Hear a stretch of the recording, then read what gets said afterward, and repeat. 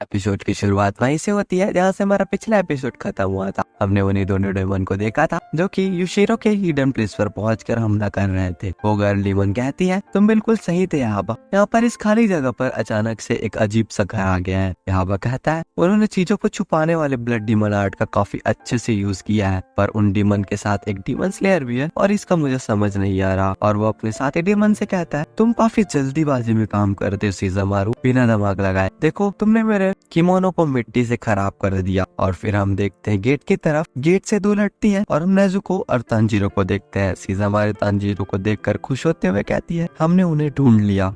Tanjiro अपने मन में सोचता है, क्या इसने बस एक खिलौना को फेंक कर पूरे घर को तबाह कर दिया? तो क्या ये लड़की मुजान के स्टूडेंट्स में से एक है? हम देखते हैं सीज़ामारू और भी बॉल्स को तांजीरो की तरफ थ्रो करती है। वो बॉल जाकर पूरे घर पर तबाही मचाने लगते हैं और तभी एक बॉल समायो-सान की तरफ बढ़ने लगता है और तभी युशिरो उन्हें वहाँ से हटाकर खुद भी हट जाता है। पर वो बॉल अपनी डायरेक्शन को चेंज करके सीधा युशिरो के सर पर पड़ता है और उसका सर फट जाता है काफी बुरी तरह से। और ये देखकर तांजीरो का हालत खराब हो जाता है। तांजीरो नेजुको से कहता है, बिस्तर पर लेटी हुई औरत को लेकर यहाँ से भाग जाओ। समायो कहती है, बाहर काफी खतरा है, घर में एक तहखाना है, वहाँ इसे लेकर जाओ। तांजीरो नेजुको को इशारा करता है कि वहाँ जाए। नेजुको वहाँ से भागने लगती है उस औरत को लेकर। तांजीरो अपने मन में सोचता है, अब तक जितने भी डीमंस मुझे मिले हैं ये उनमें से काफी ज्यादा अलग है। इनकी महक काफी ज्यादा गहरी है, इनकी महक मेरे सीने को भारी कर रही है। सीज़ामारू तांजीरो से कहती है, शायद वो हाना फुदा वाला डीमन स्लेयर तुम ही हो। तांजीरो को ये जानकर काफी ज्यादा हैरानी होती है कि उन डीमंस का शिकार वो खुद है। तांजीरो तमायो-सान से कहता है, आप किसी तरह यहाँ से सेफ जगह पर छिप जाइए, ये डीमंस मेरे लिए आई है। तमायो कहती है, तांजीरो तुम सिर्फ लड़ने पर ध्यान दो, हमारी फिक्र मत करो, हम तुम्हारी मदद के बिना भी ठीक रहेंगे, हम डीमन है। सीज़ामारू फिर से तांजीरो की तरफ बॉल फेंकती है। तांजीरो सोचता है, अगर मैंने इस बॉल से बचने की कोशिश की तो ये फिर से मेरे पीछे आएंगी। और फिर वो बॉल जैसे ही तांजीरो के पास आती है, वो अपने 10th फॉर्म में से सबसे fast form water breathing 7 form का यूज करता है और उस बॉल पर अपनी तलवार घुसा देता है। पर वो बॉल उस शॉट के अंदर थोड़ी देर फंस कर वापस से बाहर निकल जाती है। तांजीरो अपने मन में सोचता है, ये बॉल अपने आप कैसे हिल रही है? जब युशिरो को लगी थी तब भी ये काफी अजीब तरीके से रोटेट हुई थी। इसके मुड़ने पर कोई खास बात नहीं है, पर ये फिर भी काफी अजीब है। फिर सीन शिफ्ट होता है, हमें समायो और युशिरो को दिखाया जाता है। युशिरो खुद को हील करता हुआ समायो से कहता है, मैंने आपसे पहले ही कहा था ना, हमें इन डीमन स्लेयर्स के मामले में नहीं पड़ना चाहिए। मैंने शुरू से ही कहा था, मेरी हाइड करने की स्किल्स अभी पूरी नहीं हुई है। आप तो ये बात अच्छी तरह से जानती है ना, मैं लोगों को निशान और महक मिटा सकता हूँ, लेकिन मैं उनके प्रेजेंस को नहीं मिटा सकता। जितने ज्यादा लोग होंगे उतनी ज्यादा निशानियां छूटेंगी और मुजान से पकड़े जाने का खतरा उतना ही ज्यादा बढ़ जाएगा। फिर हम देखते हैं तांजीरो को, जो अभी भी यही सोच रहा होता है कि डीमंस हमारे इतने करीब, पर हमें उनकी प्रेजेंस का तब पता चला जब उन्होंने हम पर हमला किया। क्या ये युशिरो के ब्लड डीमन आर्ट की वजह से हुआ? सीज़ामारू तांजीरो से हंसते हुए कहती है, तुम सबसे लड़ने में काफी मजा आ रहा है, तुम्हें तो एक पल किजुके के हाथ से मारे जाने से काफी ज्यादा खुश होना चाहिए और फक्र महसूस होना चाहिए। समायो बताती है, ये डीमन 12 किजुकी में से एक है, इसका मतलब मुजान ने खुद ही अपना खून दिया है और इन्हें बनाया है। तभी उस बॉल वाले डीमंस के और 4 हाथ उग जाते हैं और ये देखकर तांजीरो की भी फट जाती है। भाई लिटरली यार, जो 2 हाथ से फेंक रही है 4 हाथ से फेंकेगी, सॉरी 6 हाथ से फेंकेगी। वो डीमन अपने सभी हाथों में बॉल को पकड़कर सभी बॉल से एक साथ तांजीरो पर हमला करती है और उन सभी से बचने के लिए तांजीरो काफी तकलीफ हो रही होती है, क्योंकि ये बॉल अपना डायरेक्शन खुद बदल रहे होते हैं। तांजीरो उन्हें काटते हुए कहता है, इन्हें काटने पर इनका असर कम हो जाता है, पर फिर भी ये मुझ पर हमला कर रहे हैं। तांजीरो ये भी नोटिस करता है कि वहाँ पर 2 तरह के डीमंस की महक है, मतलब वहाँ 2 डीमन है।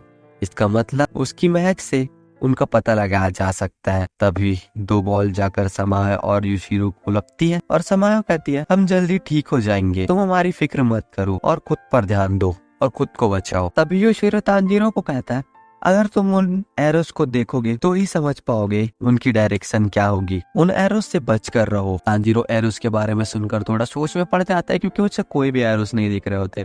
फिर युशिरो अपनी मैजिकल पेपर का यूज करके उन्हें अपनी आंखों का पावर देता है और वो मैजिकल पेपर तांजीरो के माथे पर जाकर चिपक जाता है और तांजीरो को भी वो एरोस दिखने लगते हैं जो उन बॉल की डायरेक्शन को कंट्रोल कर रहे थे। और ये जानकर तांजीरो काफी ज्यादा हैरान होता है, पर अब तांजीरो उस बॉल के हमले से बच पा रहा होता है। पर तांजीरो की मुसीबत अभी भी कम नहीं होती।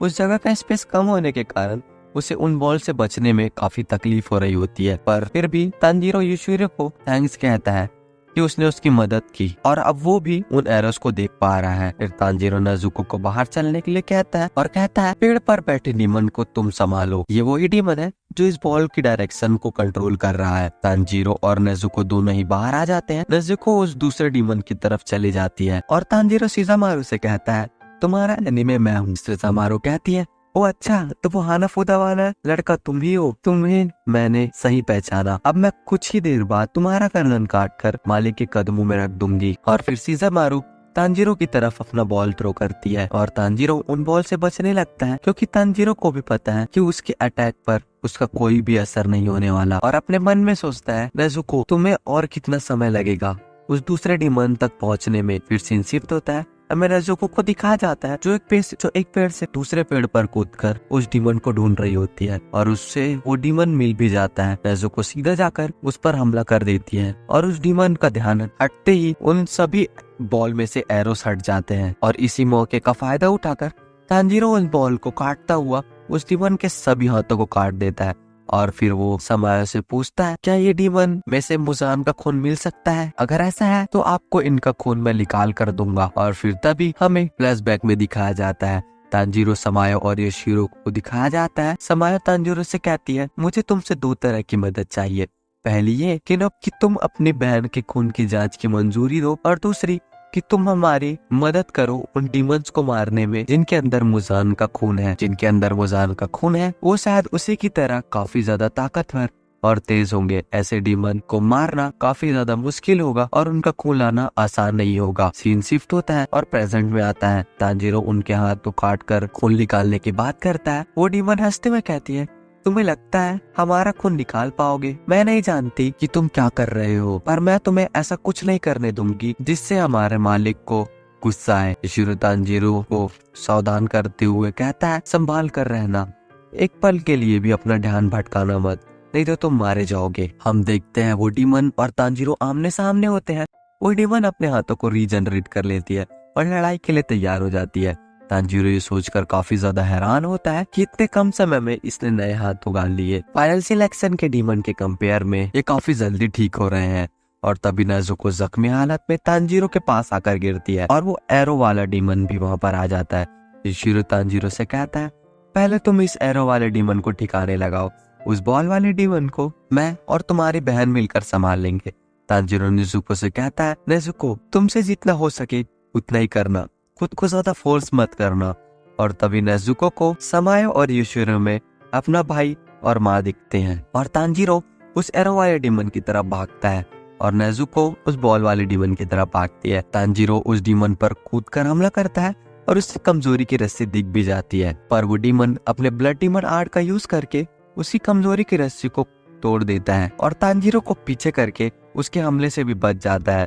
फिर वो डीमन तांजीरो को अपनी एरोस से इधर उधर पटकने लगता है। वो तांजीरो को काफी ऊंचाई पर ले जाता है और छोड़ देता है, जिससे तांजीरो काफी तेजी से नीचे गिरने लगता है, पर तांजीरो अपने वाटर ब्रीदिंग का फॉर्म्स यूज करके उससे बच जाता है। फिर हम देखते हैं नेजुको को जो कि उस बॉल वाले डीमन से बचकर भाग रही होती है, पर वो डीमन नेजुको पर लगातार हमला कर रही होती है। और फिर योशिरो खुद को हाइड करके उस डीमन पर हमला करता है और उस डीमन को कहता है तुमने समायो को चोट पहुंचाने की हिम्मत कैसे की, मैं तुम्हें कभी माफ नहीं करूंगा। समायो का नाम सुनकर एरोस वाला डीमन कहता है शिज़ामारू वो जो लड़की वहाँ खड़ी है वही भगोड़ी समायो है, उससे अच्छा तोहफा और क्या होगा हमारे मालिक के लिए। फिर वो बॉल वाला डीमन उन पर बॉल से हमला करता है और नेजुको उस बॉल वाले डीमन के बॉल को अपने पैरों से किक करने की कोशिश करती है, पर हम देखते हैं नेजुको को जो कि उस बॉल पर किक करती है और उसका पैर टूटकर नीचे गिर जाता है। और इस मौके का फायदा उठाकर वो डीमन उसे एक जोर का किक करता है और दूर फेंक देता है। और फिर वो बॉल वाली डीमन कहती है याबा मालिक के पास ले जाने के लिए 4 सर काफी होंगे ना? याबा कहता है नहीं, सिर्फ 2 ही काफी है। वो हानाफुदा वाला डीमन स्लेयर और वो भगोड़ी समायो का, बाकी 2 की हमें जरूरत नहीं। फिर हम समायो और नेजुको को देखते हैं। समायो नेजुको को इलाज कर रही होती है और यहाँ तांजीरो सोच रहा होता है मैं इसे हराने के लिए क्या करूं, मैं हार नहीं मान सकता, लेकिन मैं कमजोरी की डोर दिखने के बाद भी इसे नहीं मार सकता, और अगर मैं सही तरीके से मार नहीं पाया तो मेरे सारे हमले बेकार हो जाएंगे। और वो एरोस की मदद से मेरे कटाने की दिशा भी बदल सकता है। और तभी वो डीमन तांजीरो पर हमला करता है, पर तांजीरो अपने थर्ड फॉर्म का यूज करते हुए उससे काफी करीब चला जाता है और उसकी गर्दन को काट देता है। और ये एपिसोड यहीं पर खत्म होता है। तो अगर वीडियो पसंद आई तो चैनल को सब्सक्राइब और वीडियो को लाइक जरूर करना। मिलते हैं नेक्स्ट वीडियो में, तब तक के लिए bye bye, take care, tata, और सब्सक्राइब करके बेल आइकन भी दबा देना यार।